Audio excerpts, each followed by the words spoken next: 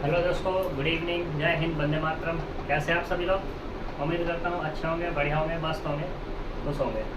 देखो, जो हमारा चल रहा था वो चल रहा था, मैथ चल रहा था 12th क्लास का। 12th क्लास के मैथ्स में हमने रिलेशन और फंक्शन पर बात की हुई है।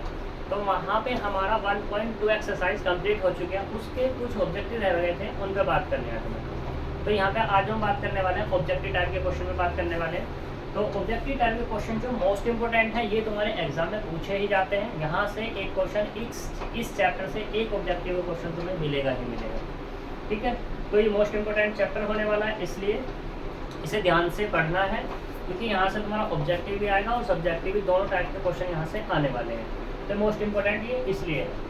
तो पहले हम बात करते हैं ऑब्जेक्टिव टाइप के क्वेश्चन का। ऑब्जेक्टिव टाइप के क्वेश्चन में बात करते हैं, या दो क्वेश्चन दिए 11 और 12। तो हम पहले बात करते हैं 11 पे, 11 के सॉल्यूशन पे बात कर लेते हैं। तो 11 का सॉल्यूशन क्या कहता है कि एक फंक्शन दिया हुआ कुछ इस तरीके से कि f सच दैट r से r की तरफ, और वो कैसे डिफाइन है? वो डिफाइन है ऐसे, f of x is equal to x की पावर 4।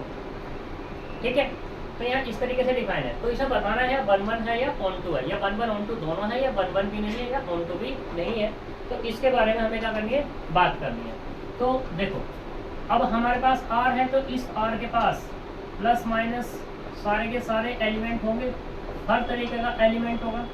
तो हम जो बात करते हैं, पहले बात कर लेते हैं पुट x बराबर -1 पे बात करते हैं।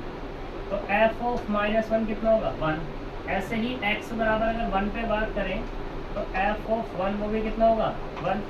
अब देखो यहाँ से क्या हुआ, सिंस f ऑफ -1 बराबर किसके है? f ऑफ 1 के। बट एक बात बताओ, क्या -1 बराबर है 1 के? नहीं है। तो इसका मतलब क्या हो जाएगा? f इज नॉट 1 तो ये 1 नहीं है। अब देखते हैं यहाँ पे क्या क्या ऑप्शन है। तो f इज 1 तो पहला ऑप्शन कट। ठीक है, फिर कहा f इज 1 ये वाला भी खत्म। फिर इसे कह रहा है f इज मैनी 1, उस पर बात करते हैं, और ऑन टू। तो हो सकता है, चेक करना पड़ेगा, लेकिन हमें ऑन टू। और यहाँ पे क्या, f इज नेदर 1 और ऑन टू, ये भी हो सकता है। अगर f ऑन टू ना हुआ तो ये ऑप्शन सही, f ऑन टू होगा तो ऊपर वाला ऑप्शन सही। तो अब देखते हैं ऑन टू के लिए। तो ऑन टू में देखो, यहाँ पे ये भी तुम्हारे पास क्या है, r है, और ये भी तुम्हारे पास क्या है बच्चों, r है। तो इसके यहाँ पे प्लस माइनस है, प्लस माइनस 1/2 प्लस माइनस √2 ये सभी है।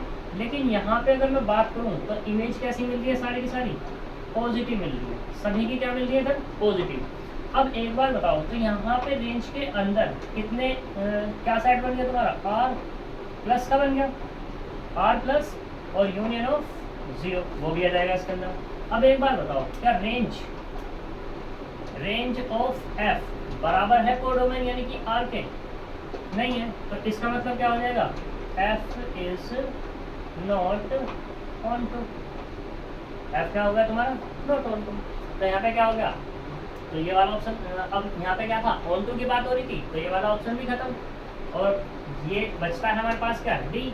और हमने दिखा भी दिया कि f ना तो 1 है, ना ही क्या है तुम्हारा ऑन टू है। ठीक है, यहाँ तक कोई दिक्कत? अब देखो, अब बात करते हैं दूसरे वाले पे। दूसरे वाला क्या है? 12 देखो। तो 12 में क्या कहता है? फिर से वही चीज दी हुई है कि यहाँ पे एक फंक्शन है क्या, r से r की तरफ, और जो तुम्हारे पास डिफाइन है वो किस तरीके से डिफाइन है? इस तरीके से f x is equal to 3x। तो पहले हम 1 के लिए बात कर लेते हैं।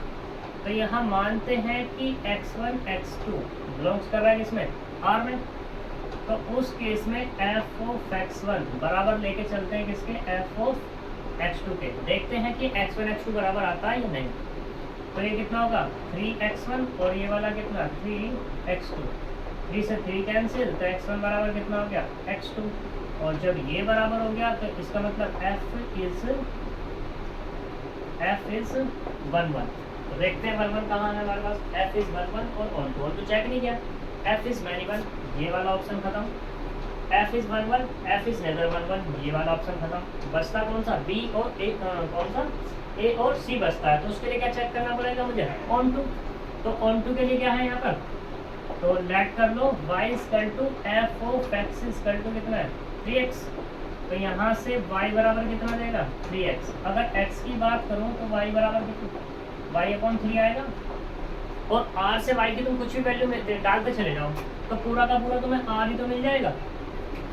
अगर ये वाला r है, इस r से कोई भी वैल्यू डालो तो ये वाला r तुम्हें पूरा मिल जाएगा। जब ये तुम्हें पूरा का पूरा मिल जाएगा तो इसका मतलब क्या हो गया, f इज ऑन टू। और दूसरा केस क्या है, रेंज वाला लगा लो कि रेंज ऑफ f बराबर किसके, r के, तब भी हमारे पास क्या f इज ऑन टू। ठीक है, तो अब ऑप्शन कौन सा सही हो गया हमारा, नॉट ऑन टू, यानी कि ये वाला क्या हो जाएगा हमारे पास गलत। ऑप्शन क्या हो जाएगा हमारा सही, ये वाला ऑप्शन सही हो जाएगा। यानी कि 11वें का है डी और 12वें का है ए ऑप्शन। तो ये तुम्हारे मोस्ट इम्पोर्टेंट क्वेश्चन थे। ठीक है, इन क्वेश्चंस को कर लेना। हम जो नेक्स्ट बात करेंगे वो हम नेक्स्ट बात करेंगे किस पे, एफ ओ जी और जी ओ एफ पे, और इन्वर्टेबल फंक्शन पे बात करने वाले हैं। तो उसके लिए हम नेक्स्ट वीडियो में मिलते हैं, तब तक के लिए बाय बाय।